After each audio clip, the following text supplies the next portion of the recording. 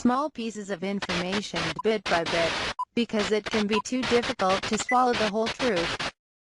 In the United States, treason falls under two categories, federal and state. In regards to the leaks from Edward Snowden, are we sure it is treason? What is treason? Treason was specifically defined in the United States Constitution, the only crime so defined. Article 3 Section 3 delineates treason as follows.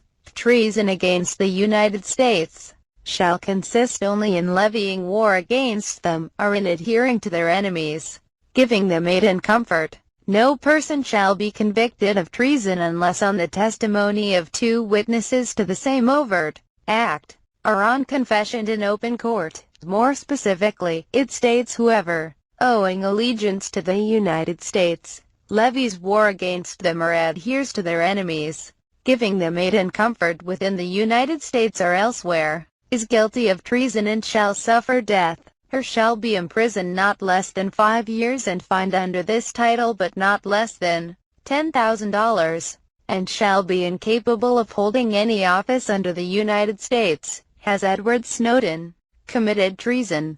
No, he leaked information about the process, not content. Did he leak any information that the government was gathering? Not that we have seen. He leaked the fact that the federal government is overstepping its authority. He leaked the fact that there is a program like this in place, until we find otherwise.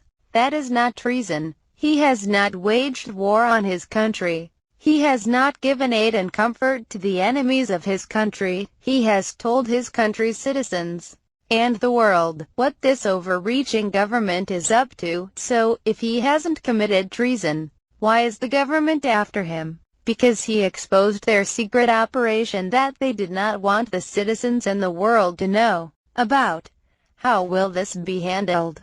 Well, let's start with a top-secret group called the Q Group.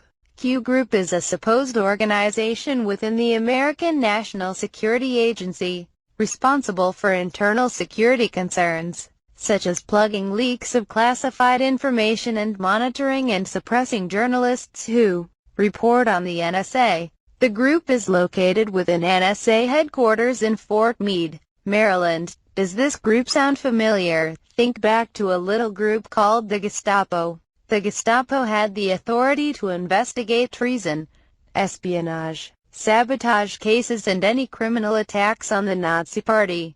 They also had the power to quote-unquote plug leaks. Let's talk about who is really the treasonous person in America. The most visible person who has committed treason against the United States is Barack Obama.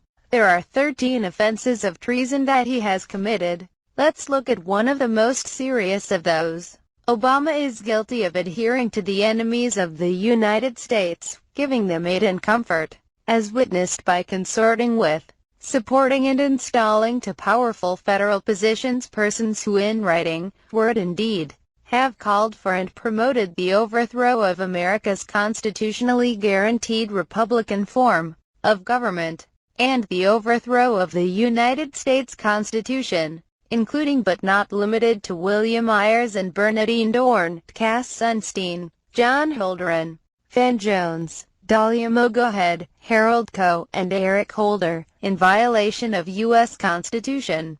Article 3, Section 4 and U.S. Penal Code, Section 2385. Look these people up. Look up their past. Look up their beliefs. All anti-American. There is no comparison between Edward Snowden and Barack Obama. There is only one truly treasonous person that fits the definition, that is Obama.